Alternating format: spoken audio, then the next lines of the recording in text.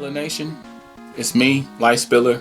I wanted to do a video on what it takes to make a video.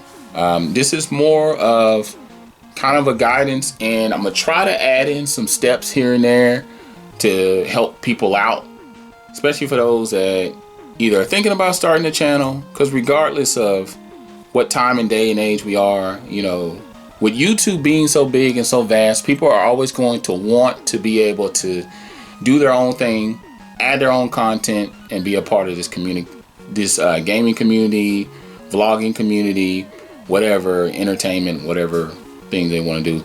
First thing I would say is that always be thinking about ideas, whether you think they're silly or you think they're dumb or whatever the case may be.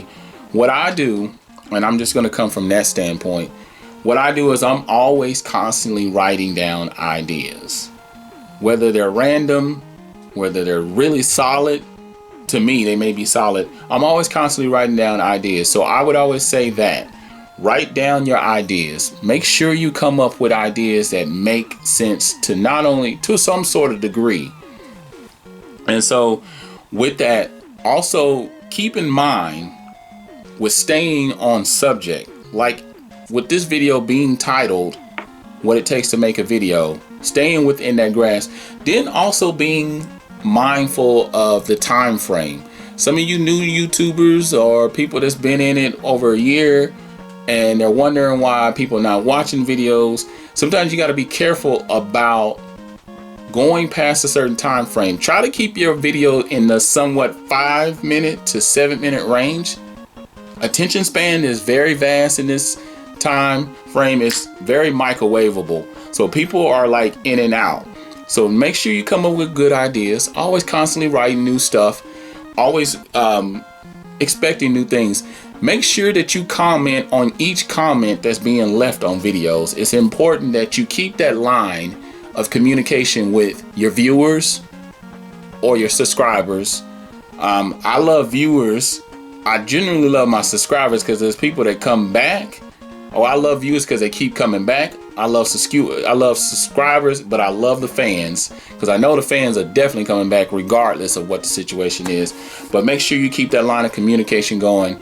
And then the next thing is find your angle on the camera. Don't be afraid to test out a few runs, because when I started out my first year on YouTube, I tried from different angles trying to capture my angle, and make sure that you use the proper equipment. You don't have to go out and buy expensive equipment.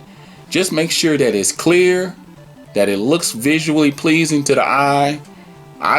There's times where I've gone through a flip camera, where I had a flip video camera. That was one of my first cameras. Then I think I started using a small camcorder, and that went out and it busted on me. I use a really good cell phone, and most cell phones, if you do the proper setup, you're going to have what you need. Make sure that you have your full, whatever you want to be captured in the video, make sure you capture that. Like I always try to do the top half of my body whenever I'm doing a video. Make sure you have good editing software. Some of the software that I've used out there that's free, and I still use it to this day, Movie Maker, Windows Movie Maker. I think it's called VSDC. That's another one. They're free, and the VSDC will allow you to be able to do movie overlays. Like if I'm talking right now and I decide to put another video on top, it'll allow you to do that with the font, art, little visual place and stuff like that. I typically use Sony Vegas. I have that as well. I think I use another software. So it also depends on the software that you use. Like I said, you don't have to go out and spend millions, and you don't have to be the greatest. But I would say make sure you also build a community for yourself. Like I'm on multiple places, multiple social sites. Like when I drop a video, I drop it on YouTube. Next thing I do, I grab the link, I go to Facebook, I drop the link on my Facebook page, on my regular personal page. Then I go to a couple of groups that I'm locked in. I check on Twitter. I interact with people on Twitter about my videos. So what I do is I keep it circulating.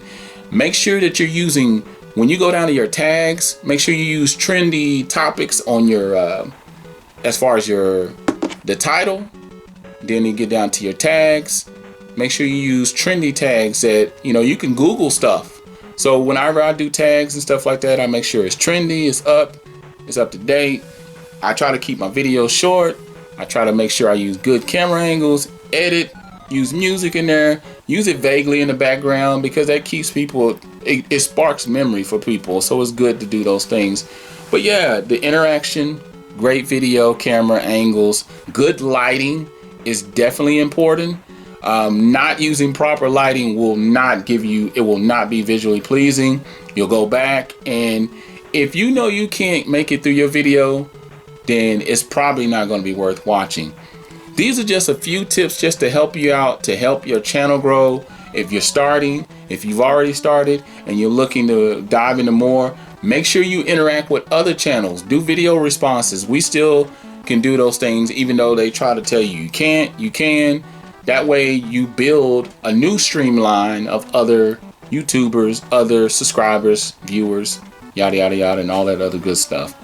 But other than that, leave your comments down below. Make sure you like, comment, subscribe. Tell me what you think. If you got questions, hit me up. I'm Light Spiller, and I'm out.